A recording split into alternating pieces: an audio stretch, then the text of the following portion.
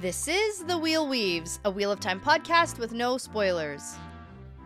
Hey everyone, I'm your host Dani, and I'm the first-time reader going through this series chapter by chapter. As always, there's no spoilers past the chapter we're covering, and that means it's totally safe for first-time readers. I'm joined by my co-host Brett, who's a longtime fan, and he's guiding me on this journey.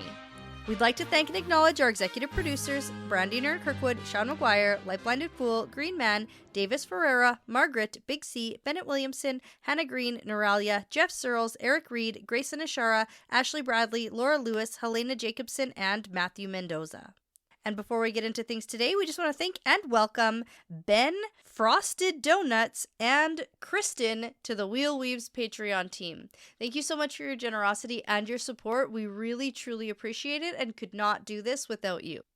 In this episode, we're talking about Chapter 28 of Towers of Midnight. Yeah, Chapter 28 is Oddities. Yeah, good. Yeah, and here's the thing. Before we get into the chapter, we actually have a bit of a celebration because I'm really bad at tracking things, but we passed over the halfway mark of this book about 2 chapters ago. Yeah, so I missed it, but I was looking, I was like, oh, we gotta be. I thought you were going to tell us we've done like 500 episodes. No, and we we're just not have there no yet. idea. Not yet. We're waiting for that one. Yeah. But anyways, halfway point, we've crossed it. We're on the final half, I don't know. Okay. Of this book. Of this book, Oh, yeah. that's it? Okay. That's it. That's all there is to say. Okay, got it. And I'm going to say, I read this chapter So exciting, right? 2 weeks ago. Oh my goodness. Because What? remember, Oh, yeah. because I read Yep. chapter 27 and 28 together. Yep. And then we only recorded chapter 27. And now we're only recording chapter 28. And this past week, we've all been very sick. Cluster doodle. Yeah. Except for you. Yeah. Everybody else in the house was very sick, home, not doing much, and I meant to reread it, and then I didn't. That's okay. So there's a lot of battle. There's a lot of battle. You know what? Borderlander fight scene, like it's great. From It's what fantastic. I remember, Yeah. I feel medium. Okay. I'm gonna rely on you pretty heavily Okay. to carry this one. Yeah. Okay. This one's on your shoulders. Okay. And I don't know if maybe we need a code word if, like, I start getting too negative. Right. You know, with Perrin and a battle scene. Yeah. And I'm just like, is this over yet? You need to let me know Sure. when I need to perk up a little. Okay. Yeah. I'll do a signal so no one can see it. No, I think you should call me out. Okay. I was gonna say. Should it If you change see every a notable time? uptick in your Yeah. voice. Ah, Whoa. this is exciting. Okay. Okay. No, I'm going to work hard. I'm going to try not. Sure. I'm going to actively work hard to not be too negative Okay. today. Okay. Yeah. All right. Well, that's an attitude you can have. It is. I think it's a pretty good attitude. Okay, well, I want to talk about the fun fact here because we get a pretty cinematographic fight sequence with the battle thing in the streets of Meridon. I am a big fan of this chapter. But one thing we get in particular, I see it a lot in TV and movies, and I wanted to see if there's some reality to it. And we get to see Iterald on the wall, and we get to see that giant explosion. And then there's the strange silence that he experiences, right? His head screaming with pain. Yeah. He's looking around, seeing what just I felt like happened. that was pretty realistic. Yeah, there's it, like the blows destruction, out the your bodies. hearing, right? But that's the thing. Like, he stumbles over to help people, and then after a few minutes, his hearing comes back, right? In a big rush. So I wanted to see if there is some reality to what we see in some TV and movies. scientific evidence. Little bit of science here. So auditory neuroscience. Yeah. Okay, cool. Drop that bomb. Okay. It's not going to be that. Oh, shoot. That's what I was hoping for. Yeah, well, it's also like paired in movies with the humming and the ringing noise. Kind of like, okay, so here's the thing. Tinnitus. Yes. But it's actually pronounced tinnitus. And I have a bit of a segment on that in a second here. But it might not be applicable in all situations, but apparently it's a pretty decent representation of what can happen. Okay. The sound part, anyway, is not like the slow motion that you get in movies during that, like the... Well, like, I feel like that's to really show how disorienting something like that might be. Yeah, it's just like visually, this chapter, I get all of that from Iteralda. Yeah.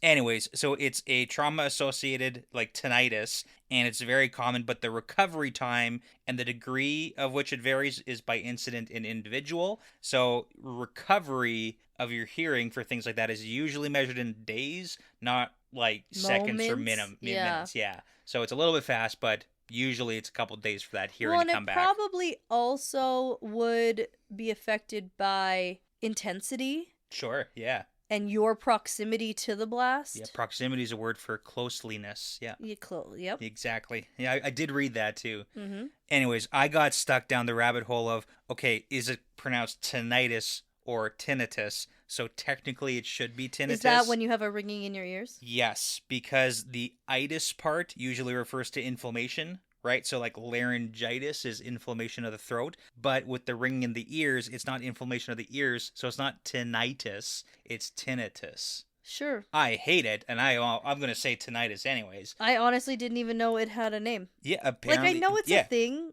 that people experience. Yeah, it's a response from the cochlea, which is the hearing organ, sending a filtered signal up to the brain. And yes. That doesn't help me any, but that's what it is, I guess. Yeah. So there you go. We've landed for the fun fact on pretty decent representation. Well, when people have hearing loss or they're hearing impaired, there's something called a cochlear implant. Yeah. That they can get. And so I guess that affects the cochlea. Yeah. Cool. Little ear hair wiggly guys, I think.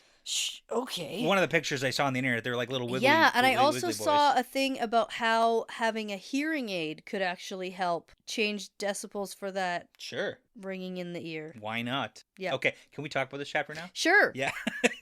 Yeah. At least it sort of had something to do with what was going on in this chapter. Mm-hmm. You got called out pretty hard last week. What? Did you see the comment? No, I didn't. I ignored it. I saw one comment in particular that said, "It's finally happened. Brett has run out of relevant fun facts." Well, guess what? Guess who looks like an idiot now? It's not me. Yeah, well, last week, okay, yeah. Okay. Pickles? It was okay, whatever. Let's do this chapter. Okay. All right, so chapter 28 is called Oddities. And for the record, I'm fine with this chapter title. Yeah, it reminds me of Loyal. How odd. Yeah. Exactly. Okay, anyways, let's continue. Loyal? I forgot about that guy. Yeah, what's he even up to? Oh my goodness. Where is that guy? He's getting ready to try to fly convince to the moon, right? No, he's trying to get the Ogre not to fly back to the moon. Oh, right. We don't want to go back to space. Right. Yeah. I have to go now. My planet needs me. We'll get closure on that maybe at some point. I forgot Loyal exists. Aw. So rude. I know. Well, where's he even been all this time? I just told you. He's preparing. Where has he been the whole time? Preparing. Okay. The chapter symbol is the Trolloc skulls. Because Trollocs. Because Trollocs. Yeah. Now, we're going to start in Fael's perspective. Yeah, it's a quick one. It's a quick one. A little dabble here. Basically, for us to hear about how she's very embarrassed that she didn't know that her maid was Morgaze. I know. It's like we That's spent it. so That's much the time. entire time. They spent so much time together. And then she's like, that bitch. Yeah. Yeah, it is kind of like a funny thing too, because parents like going on like a side rant and not even really paying attention because he's like, oh, something's weird. I gotta go to the wolf dream now. And she's like, do you have to go there? Because like we gotta talk about this other stuff. Your entire plan to have a trial. I don't like your trial plan. He's like, I'm not going to trial. No, he's going to trial. He's No, like, I'm I not don't gonna do even- any punishment. Like Yeah, that. I'm definitely not going to do anything. It Yeah. doesn't even matter what the outcome is. Yeah, I'm just prolonging the fighting because I don't want people to die needlessly. exactly. What It's a like, nice dude. I so know, selfless. but Love come on, it. man. No, this is me being so positive. Okay. Oh yeah, no, I get that. Yeah? Yeah. Okay. As a side note, Galad doesn't smell as bad as the other White Cloaks. He's not rabid with anger or hate. Yeah, it's because Just- he's emotionless.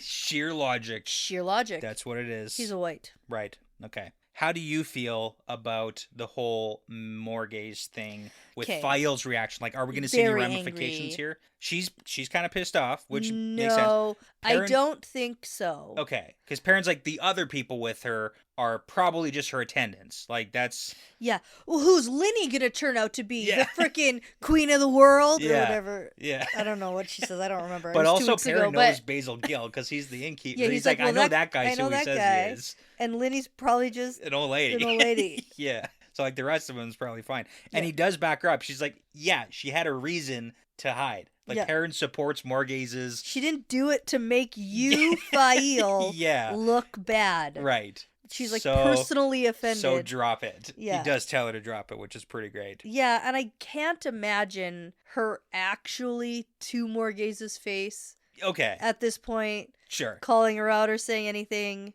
Yeah. unless she's drunk. No, I'm just kidding.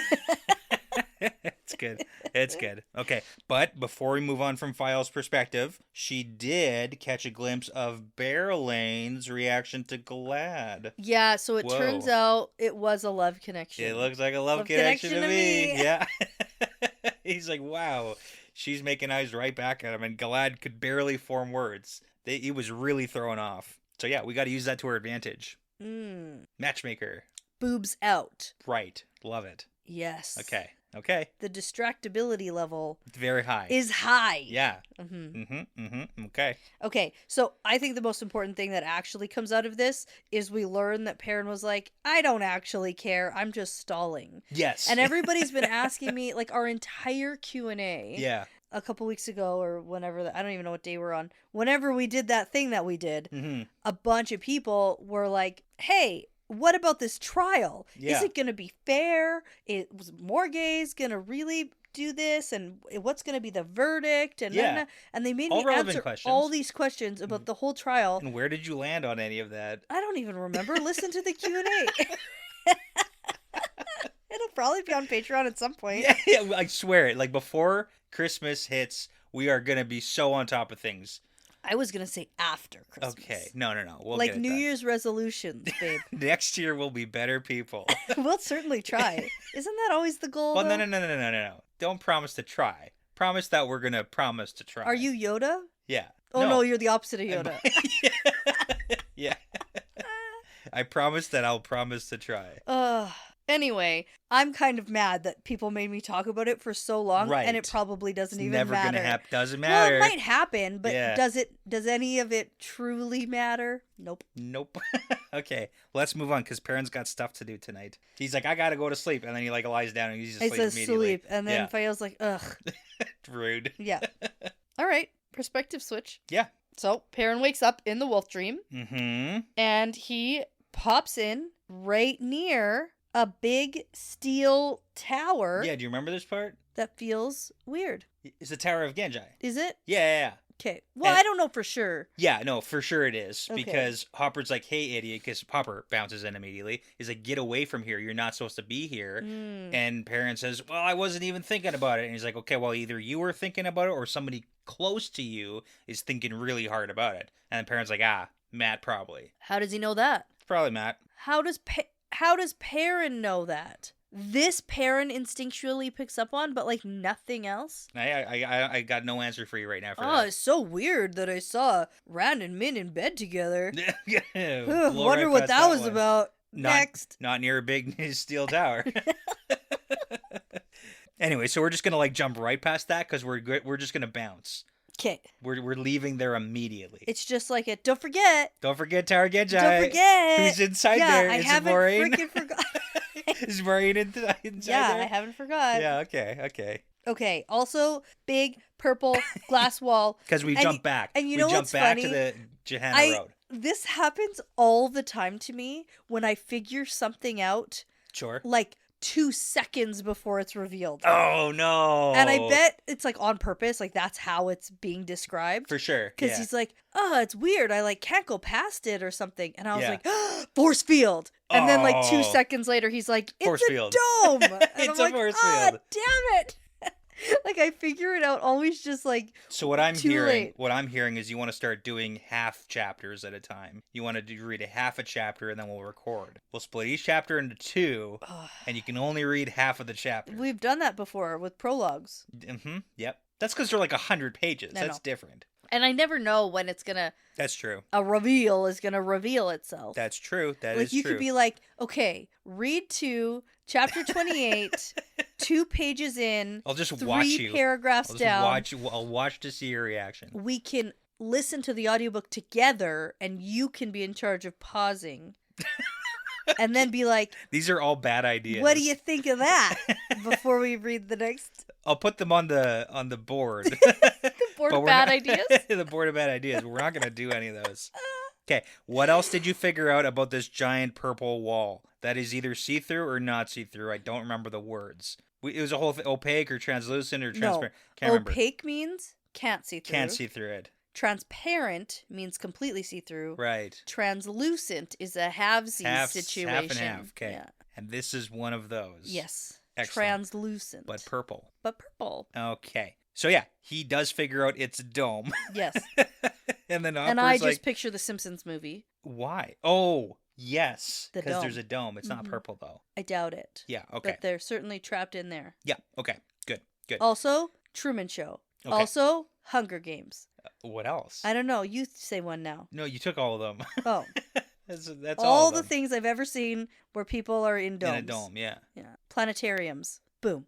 Different. No, it's also a dome. Where I thought we were just naming domes. Okay. Focusing. I know, I'm really distracted. All right, so with this dome, have you figured out anything else about it?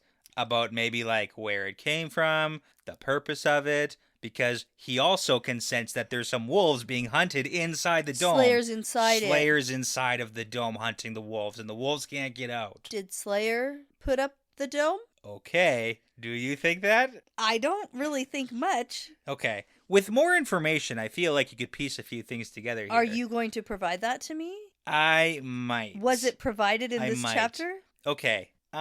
It was provided previously in other chapters. Okay. Yeah. And you expect me to... Like this book. Remember? Okay, so before we get into the action here, I'm going to do a little bit of a recap. So in chapter 5 of this book, we had one of the Forsaken specifically tasked with trying to kill Perrin. Good. Do you remember which Forsaken that was? Whose mission is it now? I'll give you a hint. Demandred. Nope. She's presumed dead. Grandel. So yeah. Okay. So she had the meeting with Moradin. That was my next guess. Yeah, for sure. Yeah. So she had the meeting with Morden, and Morden was like, hey, don't reveal yourself to Rand. And she's like, obviously not. I'm not even going to try and go after Rand. I'm going to go after Perrin. And I already have a huge plan, but I can't tell you the parts of it yet. But I have it. Don't worry. And then Morden was like, you are for sure going to fail, and your fake plan sucks. So I'm going to loan you a couple of things to help you out. Number one thing I'm going to loan you to help you out is the man with two souls. Esam. Yeah. Slayer. Esam Luke Slayer. Oh, okay. Yeah, he's literally the man with two souls. Did we talk about this? I mean, I feel like we've talked about it in chapter 5, and I've hinted at it a few times. But anyways, so yeah, Slayer is the man with these two people, right? Okay. You're writing on your arm. Okay, that's good. You know what? I appreciate it. I don't know where my notebook is, and I'm holding a glass of wine. Slayer, ... two people, question mark? No, I wrote chapter 5, because I'm going to go listen to that episode that we did, and I want to hear about it. I actually don't remember anything you're saying. Yeah, okay. He also... I'm sorry. That's not news, right? We know that Slayer is two people. That is fine. It's news that Moradin sent Slayer and Esam to help Grandel. Yeah. That's news to me. He loans her that, but now. He also takes her into this room that has hundreds of power objects in it. And she's like, whoa, that's a lot of stuff, man. And then Moradin picks up a big, long, spike-like piece of metal. It's all silvery and a large metal head with gold. And he's like, hey, I found 2 of these. The other one's being used right now, but you can have this one. And then Grendel says, a dream spike? What? Yeah. And then Moradin's like, hey, you're not allowed to use this against me or the other chosen, but I'm going to give you the other thing is a dream Slayer. Spike. And where is Perrin right now? In the dreams. Exactly. The world of dreams. Just saying. And there's a dream spike. Yeah. Potentially casting a dome. Right. Of translucent. That makes it really hard to get in or out of. Ooh, traps ya. And what were we not able to do? Get in or out. That's true. You know what? Let's leave it at that. You're right. What else were we not able to do? Kill Slayer.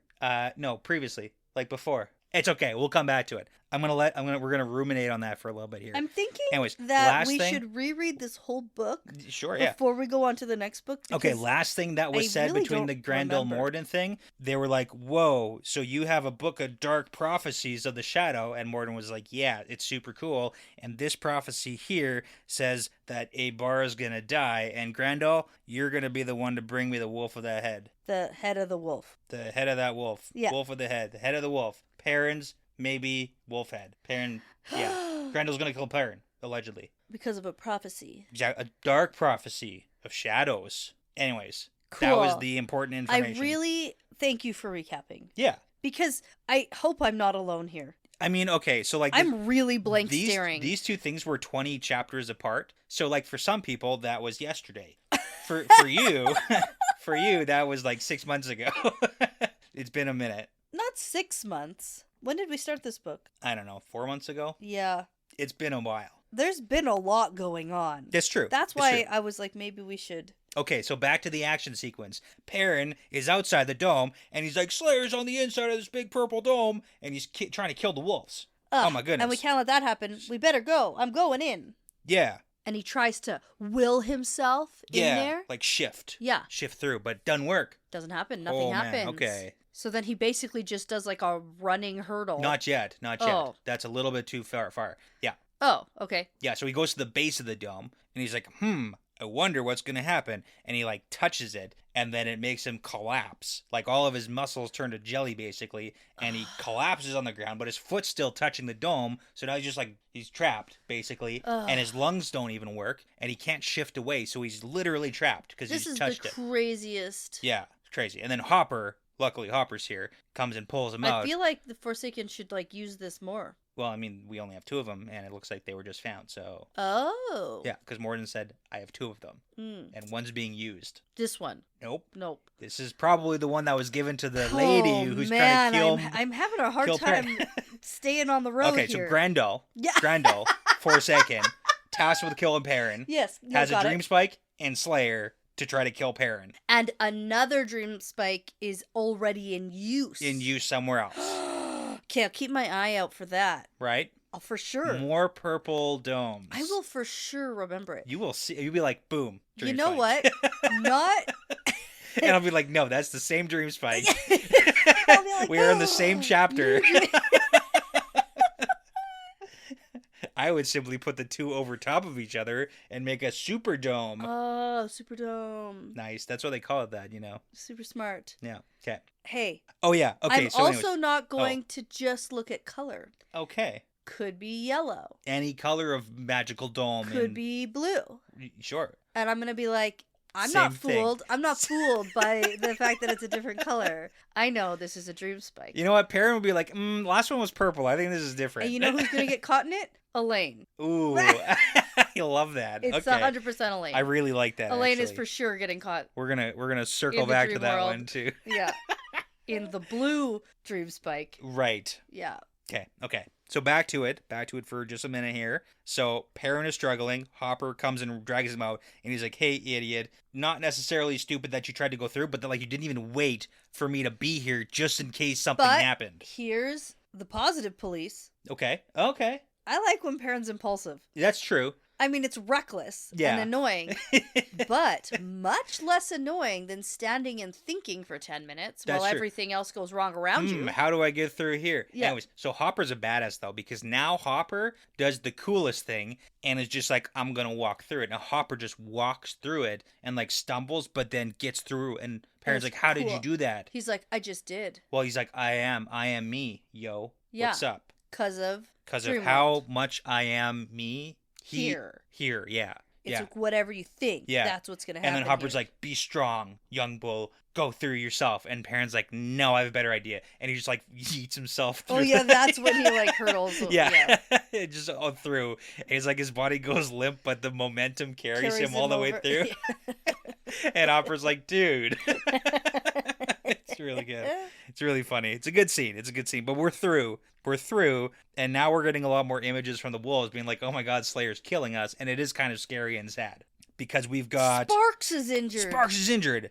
Boundless and Oak Dancer are trying to lure Slayer away, but Sparks is injured and took an arrow. Oh my goodness. No. So Perrin's got to go and find Sparks and get Sparks out of here. Hey, if anyone's looking for some really good new dog names... Yeah. Any of the wolves. Any of these wolves' names, man. Boundless, Sparks, Oak Dancer. Love People will think you're weird, but you'll know. Some people will know. Uh-huh. Yeah. Just in general. Yeah. And that's how you make friends, too. Pretty sure. Put secret words. Secret codes. Secret codes, yeah. Name your pet certain things, and some people will be like, oh, okay. I think Sparks is a pretty cute name for a dog, actually. It's pretty cute. Yeah, that's good. And what a nice way to honor the memory of Sparks. Spoiler alert. She doesn't make it. Spoiler alert, Sparks does make it. Does she?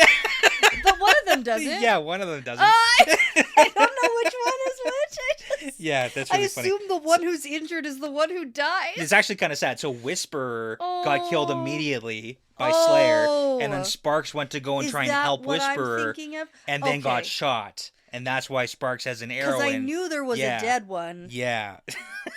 It's Whisperer. Pretty solid. Okay, so now you definitely have to name your new dog Sparks. This is your sign. Right, there you go. Because resilient. Right. Perseverance, man. Sure, all those things. Yeah. Okay, so now Hopper goes to help distract Slayer. Perrin goes to grab Sparks and then tries to, run to the edge of the force field. And then Slayer pops up. Boom, he doesn't look happy because now you're, stealing his wolves he's trying to kill. Not very nice. And he launches an arrow at Perrin, but then Perrin shifts back to where they entered the dome, and then he throws himself through the force Smart, field. because he can't shift out of it. Exactly. Yeah. So he can go to the edge, but you can't go through that barrier. And I guess the other wolves were seemingly trapped inside. Maybe they didn't really know how it worked. Hopper went through, was able to, but... Perrin's quick thinking surprises Hopper. It's true. Nope, not Hopper. Slayer. Yeah. Yep. To get through there. And maybe even the fact that he could get through it. Yeah. Maybe there is some sort of resilience or stubbornness you need to get through. We don't really know how it works, how that force field works. And he's outsmarting the dome a little. Little bit, right? So then Perrin shifts over to Dragon Mount, and then Hopper comes by and he's like, hey, don't go try and fight Slayer yet. And Perrin does the whole thing where he's like, but I gotta fight him. That's what I gotta do. And Hopper's like, not yet, young bull. And then Perrin says, okay, but we're gonna train every night until I'm ready to take him on. Which I appreciate. Montage. Yeah. Anyways, we don't get the montage. No, we don't. And I appreciate that we don't get it. Right. I like that it's alluded to. I like that he doesn't go immediately and try to go fight Slayer. Yeah. Because last time he did that, it wasn't good. And he's learned from his past self. There's lots of He's learned to listen to Hopper, because Hopper was like, yes. no, don't. And he listened to Hopper. And he listened. And he was like, oh, right. If Hopper wasn't here, Perrin would 100% be trying to fight Slayer right now. Maybe. Okay. I think that when you have an external brain, you stop using your own. Interesting. Yeah. Okay. So if there wasn't That's why I keep my brain on the inside. Right. So if there wasn't a Jiminy Cricket telling him what to do. Okay. Then he'd have to think for himself Gotcha. a little bit more. And that's why I don't think for myself at all, because I have you. Perfect. I love it. It's my favorite thing about this. Okay. All right. We did it. We made it through. File and then back-to-back Perrin. No, I'm okay. Yeah. This is good, and I'm glad I learned some more things tonight. Right. Like that Sparks is not dead. Oh, yeah. I did learn that. Okay. So we end this perspective on the note that we are going to practice every night until he's ready to face Slayer. Yeah. And I was like, how many nights do we have? As many because as you you're want. about to be How long will this trial You're last? about to be executed. Yeah, well, no, you didn't know that we have 3 days of preparation. Before the trial even begins. Oh, yeah, and then who knows how long that could take. I don't even know. And once the media gets involved, it just drags it out. It just becomes a circus. Right. Okay, let's take a break. Let's do I'm excited for the next perspective. Got to talk battles. I am so excited for you to explain the next perspective to all of us.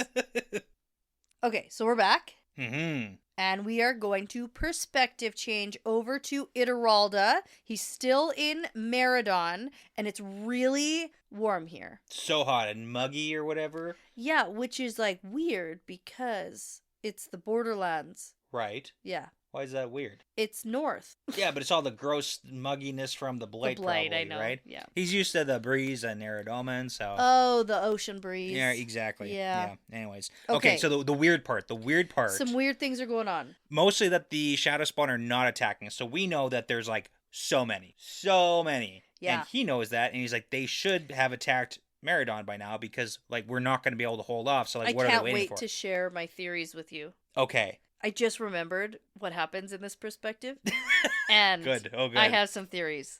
I Okay. remember them. So first off, he's wondering, like, okay, are they waiting for more siege weapons? Because if you recall, he sent one of the Ashman on that, like, little trip to go destroy all the buckets, all the trebuchets. Yes, Right? And it looked like they were successful. So he's wondering, are they waiting for more siege weapons so that they can actually, like, siege the castle? Yeah, what are they doing? What's happening here? But we're not sure. But anyways, his rest gets interrupted. He's supposed to be on, like, a 12-hour leave right now to get some sleep. He's not sleeping. Yeah, it's too hot. Too hot. So Captain Yoli on the wall wants him to come see something. What's going on? Yeah, so this is where Ituralde heads over to the wall of the city with the captain guy and some Ashaman. Yeah, so we've got the main guy.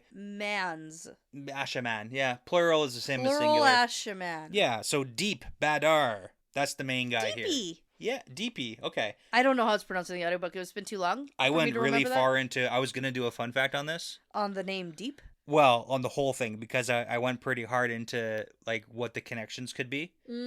Yeah, let's wait. Oh, okay. Let's wait. Let's just a couple more minutes, and then Oh. I'll explain what my thought process was here. Ooh, okay. Yeah. So, Deep is the Ashaman, Yeah. and he tells Ituralde that the enemy must have channelers Mhm. because he can feel maybe 6 or more men doing something with the power. Yeah, and they're pretty far off, and he's like, they're over there. I can feel them. I can sense them, but I don't know what. And if they have channelers, that means they can tear this wall down Yeah. and have Trollocs swarming the city, and nothing matters. Yes. Yeah. Walls don't matter. Our defense doesn't matter. Nothing matters if Yeah. they have channelers. It's not great. I actually really do like it too, because Ituralde says, okay, so if they have their own Ashaman, the walls don't matter. But then Deep says, no, they are not Ashaman. No, exactly. But yes, Because they are. Oh, okay. Is that the theory? Oh, heck yes. Go on. Okay. It's the Black Tower. That's okay.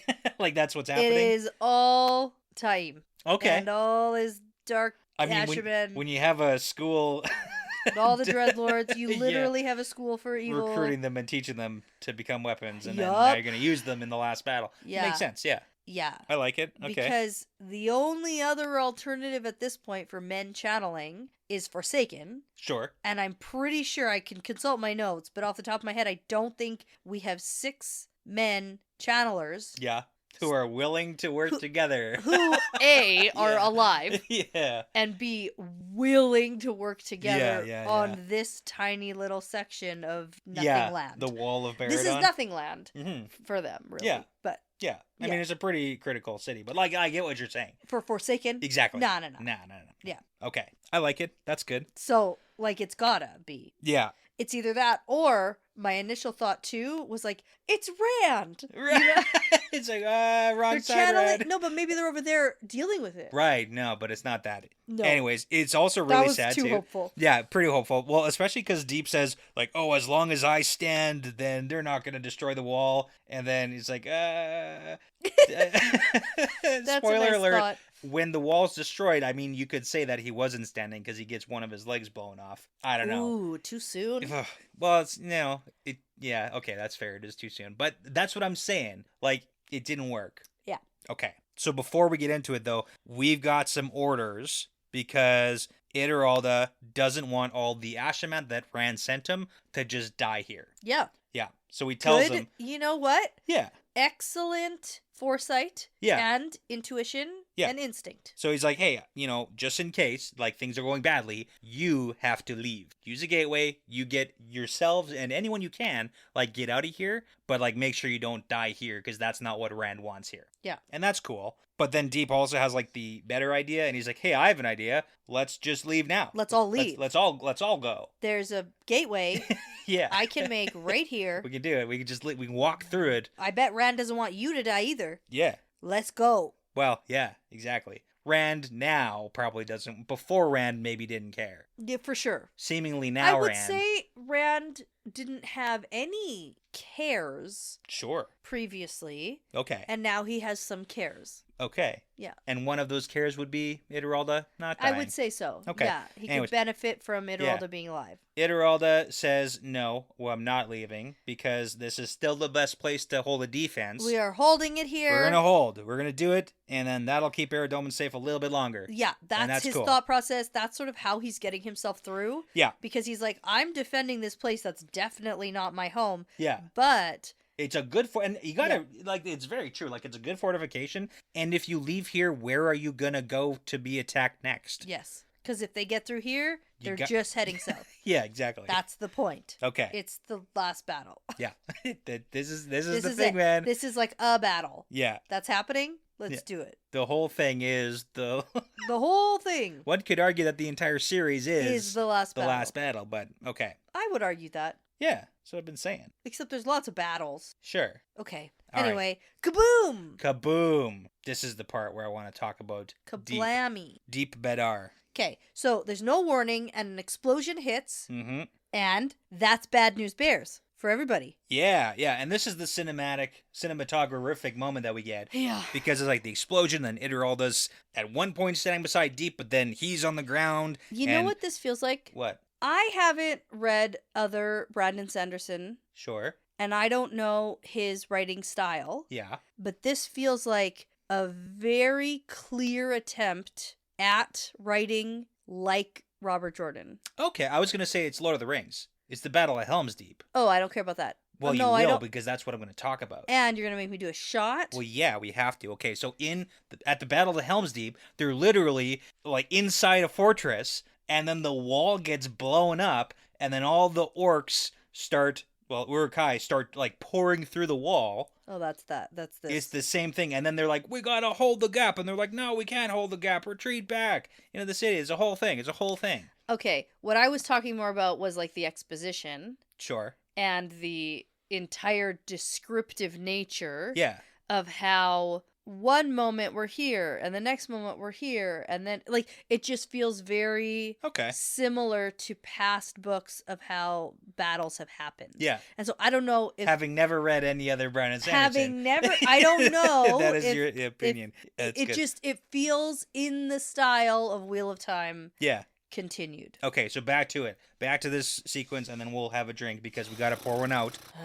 Yeah, so we get Deep on the ground with his leg blown off. Ugh. We've got Ituralde who can't hear anything. He's got something in his eye, like he's bleeding from the head, and he's thinking the city's lost. Like, this is crazy. But I was trying to find some sort of connection with the name because this is the first time we've been introduced to Deep. Yeah, I Badur. was wondering. Okay. Yeah, so, and then when I was like, oh, it's Helm's Deep, I was like, oh, it's Deep. Helm's Deep. Deep Bedar is like the guy who's like, oh, I'm not gonna let the wall explode. I was like, okay, that's totally great. Yeah. And then you thought it was like a very specific. I thought it was a very specific Lord of the Rings like homage almost. And then Bedar as his last name, and I looked it up on a moderately questionable website, but apparently it's a Hindi word meaning soft-sounding blow or a thud or a sound or anything falling on the ground, a dull crash, a thump. So, like, there was, like, a little bit of connection here. Sure. I was like, okay. But then I looked it up in the companion, and it turns out that from the list of names on the internet, Deep Bedar is named after Deep Bhandari, who's a fan of the Wheel of Time. I was actually so back to that list. I was gonna ask fans. I was gonna ask if it's a fan. Yeah, it's a fan. Yeah, so it's pretty cool. Hey, I also like my thing, but like that's good. You know too. what? I bet the fan who this was named after thinks it's so cool that it also is the same. It's gotta be. It's pretty great. Yeah. It can be both. It can be both. I feel like it's both. It's both things. That's what we're doing. Brandon Sanderson was probably like, I know Deep. You can be this guy who gets blown up on a wall. Like Helm's Deep. Yeah, like Helm's Deep. Okay, perfect. I'm going to pour these shots. Okay. All right. Yeah. Fine. So cheers to everyone who died in that wall explosion, which is definitely a few people. And also that wolf. Okay, good. Whose name I can't remember. Whisperer. Morning dew. Whisperer. Yeah.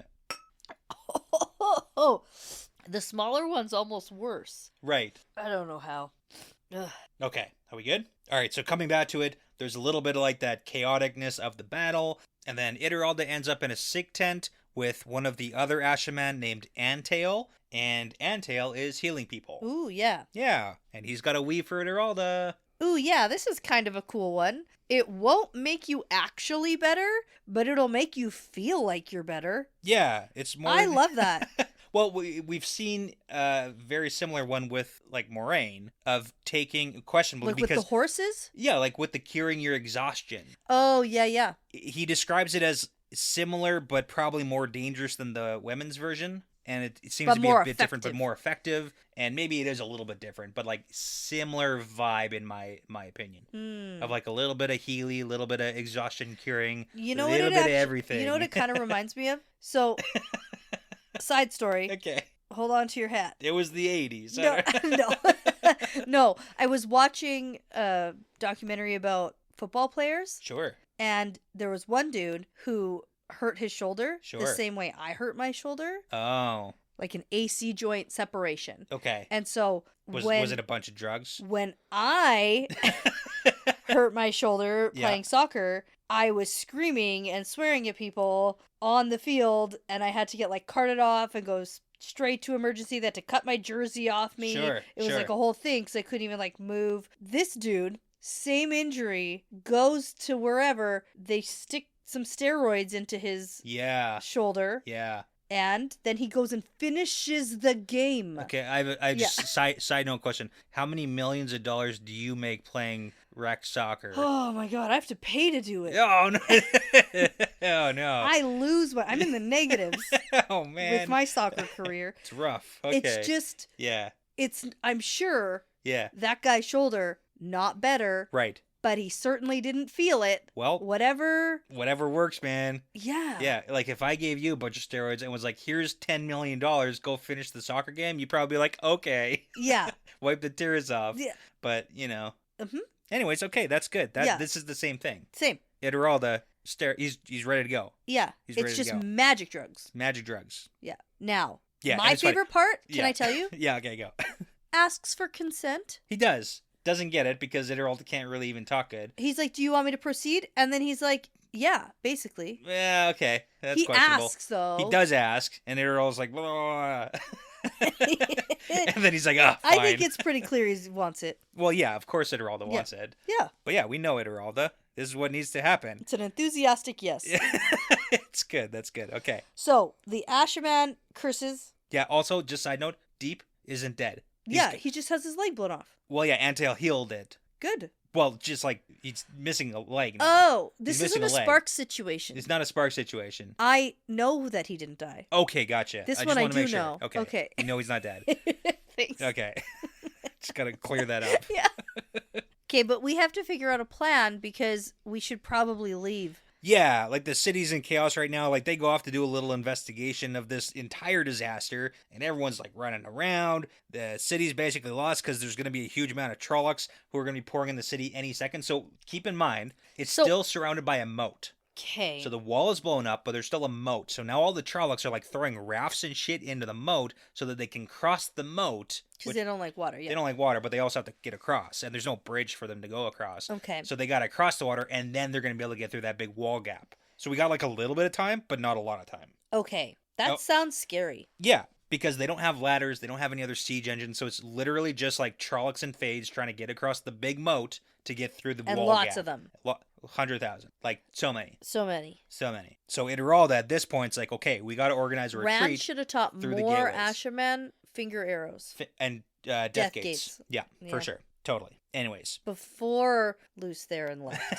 Right. Okay. So, we have to organize a retreat. However, this is when Yoli shows up. Yep. That guy's not dead. Not dead either. Yep. Excellent. Okay. Keeping tabs on everyone who's not dead. And he points over there, and he's like, look. Look over there. There's a signal fire. Look to the western sky. Just joking, eastern sky. It's just a Wicked reference. Oh, it's also a Lord of the Rings reference. What? At the Battle of Helm's Deep. What is? At dawn, look to the east. Gandalf shows up to save Helm's Deep. Oh, my goodness. You know what? What? That's the same hell are reference. you doing? I'm not doing another shot. Oh, my God. It's like an hour later in the movie. There's like at least 60 minutes of Lord of the Rings that happens between the wall blowing up and Gandalf showing. There may be like half an hour. Still.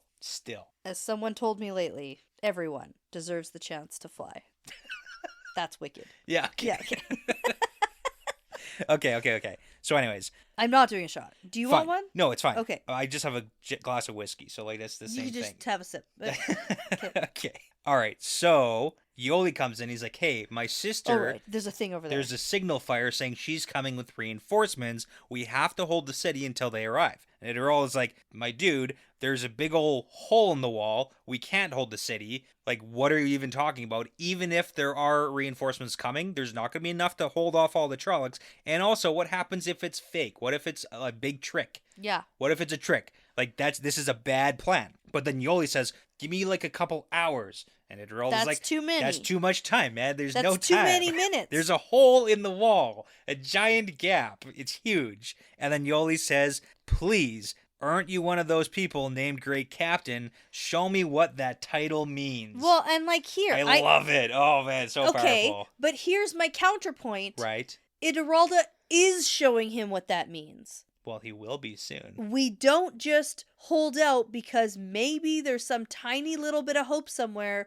We retreat when we have to retreat, and we attack when we can attack. There's so many nuances to being a great captain. Unless you can come up with a crazy plan like Idiralda does. That's why he's awesome. I love the fact that Yoli's like, "Dude, please." And he's like, "Okay, I got a couple ideas." I only got like 6 or 7 plans, but that's it. After that, no more plans. Okay. So then he starts barking orders, and he's like, "Okay, you gotta stay." Okay, we're doing this. Yeah, we're gonna do this. So here are the orders that we get before we like cut the scene. So he tells all the Ashenman to go hold the breach in the wall, except for Antail, the healer guy. You can hang back so that if you need to make a tiny gateway and get only the Ashenman through, you do that. The other Ashenman, your only job is to hold the gap with the power. Okay, so that's gonna give us some time to set up this big elaborate plan. Force field. Exactly, not a force field. Hold the gap with the power. Yeah, probably not a force field. Oh, that's what I was thinking when you said that. Yeah. That's where my mind goes.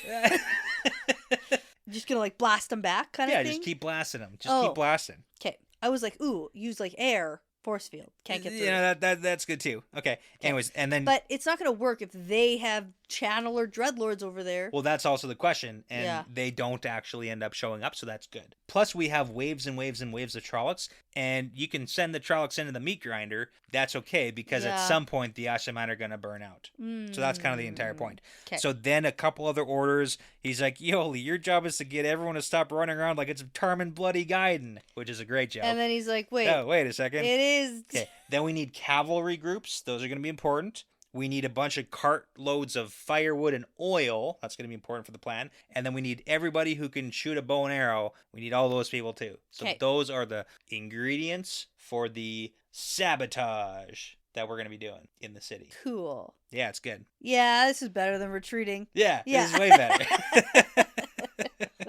Okay, so then we time lapse. Yeah. It's about an hour later. Yeah, and still no reinforcements have showed up. No, and Idiralda was only asking for about half an hour, and the Ashenman were able to hold the wall gap for about an hour. So good for them. Okay. And hypothetically, Yoli was like, we should also send someone in the gateway and go and see if we can see the reinforcements coming. So like that might be happening in the background too. We don't really know. Okay. And this is where we learn that the enemy channelers haven't appeared. Yes. So that's very fortunate. That's good. They might have got tired out by whatever I crazy wouldn't say wall they're blast tired they out. did. I would say that when you have hordes and hordes and hordes of Trollocs, You use that. Yeah. you use that. Yeah, that makes sense. You don't send your guys in. Yeah. Yeah. You save them. That makes sense. Yeah. Okay. Anyway, so now we're going to get the... I'm a great captain too. You get it. Yeah. Okay, so now we have the Ashaman ducking out, and they're going to leave the gap. Oh, you know what? I forgot one of the ingredients. To what? To this sabotage, right? The other order that Idiralda said before the time lapse. Yeah. He's like, go find all the people who are injured, but can run fine. So anyone who's got like a face wound or like an arm injury, as long as you can run, you're good, because that's the last little ingredient here. Okay. Now we come back to it, and the Ashaman back off. So now it's just like a smoking pile of rubble. And then we've got the Trollocs who are starting to like poke their heads through the air and like sniff the air and see, because now they're coming through like that massacre that just happened for an hour. Yeah, this is the first part of the trap. Exactly. So then we have all the wounded people who are still good at running. They are the bait, basically. And they're like, oh no, Trollocs. So you're probably a little bit scared for real. Yeah. But then they start running down certain streets. Specific streets. Yep.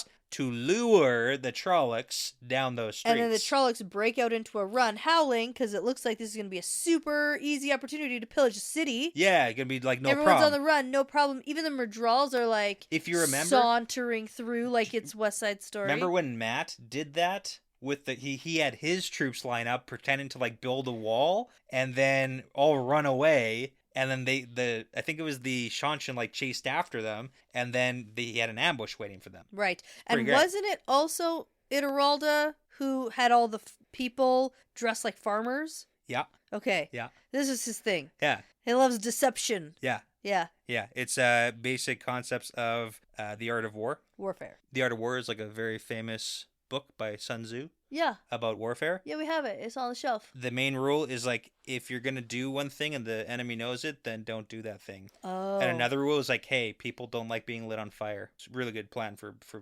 battles. You should light people on fire? Fire is a good tool if you're gonna be attacking someone. Oh my gosh. One of the other rules is like, know your enemy. Oh, it's right there. I found Another it. one's like, know your own strengths. So like, there's some pretty basic rules, but it's just some good advice. Wow. Yeah. I didn't know that book was actually about It's the art warfare. of war. I Literally called the art of war. I thought it was a metaphor. No, it's very literal. Oh. This is how you do warfare. I didn't know that. Yeah. Huh. Okay.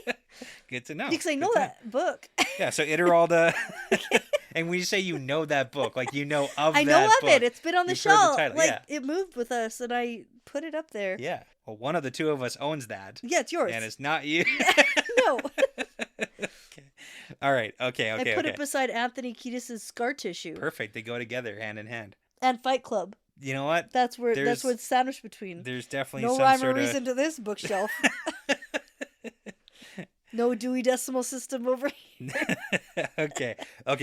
So back to it. Now we're in the middle of this fight sequence here where the Trollocs are chasing them down the certain streets. We've got certain buildings that are on fire, in quotations. Oh. That was what the oil and the cartloads of wood are for. Oh, so it looks like Exactly. Oh no, we're so on the fire. Trollocs are staying away from certain smoking buildings, and they've also strategically piled crap in the middle of certain streets to block off access. So they are really just like leading the Trollocs down certain areas of the city. Because Trollocs are dummies. Everybody knows that. Yeah. Well, okay, so now we've got Ituralda, Yoli, like all the main people watching this all happen from their vantage point, because the inner city is still holding. There's still a wall there. But then Ituralda's like, hey, pay attention to this lesson. If you ever have the impression that you are doing what the enemy expects you to do, then don't do that thing. Oh. That's cool. like a very, and we've heard that lots of Yeah. times, because also like it's a big rule in like the art of war. Right. It's like, don't do things your enemy expects. Pretty basic. You know what the Trollocs should read? Art of war. Art of Warfare for Dummies. Right. Yeah. Because they're dumb. Because the dummies. Anyways, so they're all getting led, and then all the buildings and people like start piling out and shooting arrows and throwing lances down to riders, and the cavalry charges down the streets. Like, super cinematic. It's great. I love it. Cinematographic. It's pretty fantastic. Yeah. The Shadow Spawn are dying in huge numbers. They got like big crossbows to shoot down the Fades that are trapped here too. Like, it's great. Cool. Yeah, it's a huge ambush. Cool. Yeah, whole city just like Yeah, death it's trap cool. now. This was cool. It's pretty cool. Yeah. It's pretty cool. And then Yoli's like, all right, so we're going to go defend the wall now. And Ituralda's like, no, we're going to move everybody to different positions and then rehide the cavalry. And we're going to do sort of the same thing again, but from like a different place. And then Yoli's like, this is also really funny. He's like, didn't you just say if the enemy expects you to do something, like don't do that thing? Oh, this and was then Ituralda's so like, funny. Ituralda's like, You're you're thinking too hard about it. You're thinking too hard. Yeah, and then he's like, ugh, God, why is it so hard to teach people? Yeah, this is why I don't do that. Yeah. Because rule number one, above all else, trust your instincts. Exactly. Except he's also not listening to his own instincts, because his own instincts are saying, leave. Get the heck out of here. Yeah. This is a death trap. Yeah. That's the biggest thing I'm actually finding in my new role as a consultant is teaching people how to have instincts. Right. And you're like, huh. And you're like, that's a bad And you're instinct. like, remember when you said do this thing? Well, I did this. And I was like, oh, in this situation? No. Terrible idea. No. I know I said that, but not for this. Right? So it's like, I get it. I really feel You can connect I can connect with Iteralda. It makes except sense. that Iteralda isn't like, I'm gonna go be a consultant now. So Yeah. I'm figuring it out. It's a fun. This is a fun chapter. I really like this one here. Yeah. So, and it seems positive. But I have a question for you. Yeah. How are we gonna end this Meridon sequence? Like, what's happening? We're waiting for. Are these reinforcements coming? Are they real? Are they coming? It kind of feels like Are they coming in time? It kind of feels like maybe. You're hopeful. Oh my god. Oh, this is bad news. You're feeling hopeful? We are at the halfway point of Towers of Midnight, and you feel good about something? Nope. I felt too good this whole book, I've been telling you. Yeah. There's too many positives that have been happening. Big mistake. Huge. Huh. Yeah. I don't know, man. I guess I'll read and find out. Yeah, one chapter. One chapter. Yeah. That's about all I can handle. Yeah. People are like, oh my gosh, how do you only read one chapter? I was like, I barely have time to read one chapter. I can't. I'm hoping that the Christmas holiday season, just like after everything's so hectic and we have like our trip coming up and we're gonna do things. We gotta to make double sure down on some reading and some some recording. episodes. We're gonna have it ready. We're gonna get it done. Yeah. So we have some stuff. So that we have enough content to release. Yeah, while we're gone. To the end of the year, yeah. Might do a little Q&A. Might. We have a plan. We're trying to figure it out. It's gonna happen. Yeah. Yeah. Because also, like, I have to come back for work early. Yeah. So we're not even gonna be in the same place for the last week of the year. Yep. See what happens. Yep. Okay. Yep. Well, I'm excited to read on. I actually might reread this chapter before I read the next one, just to understand what happened. Yeah. You know, now that we've had this conversation, I'm like, oh yeah, actually this is pretty good. Like, Sparks didn't die. Yeah. I just knew a wolf died. And you didn't bother to learn their names. I didn't. That's the problem, is I just assumed that the one that was dead was Sparks. Yeah. Okay. Well, before you go ahead and prove to everybody why you're such a great captain, I'm going to say that this is part of the pattern now. Yeah, it's part of the pattern.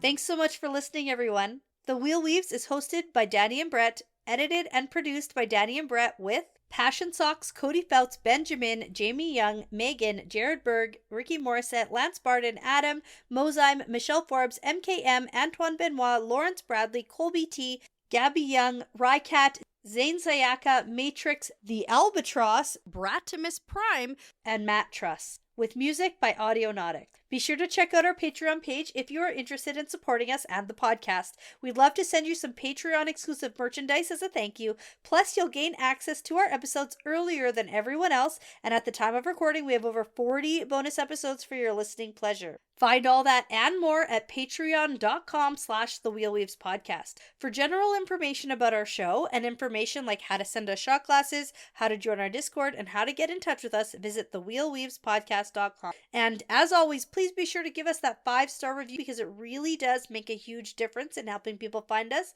And tell a friend, Riyadh, because referrals really are the best compliment. Thanks again for listening. This really is part of the pattern.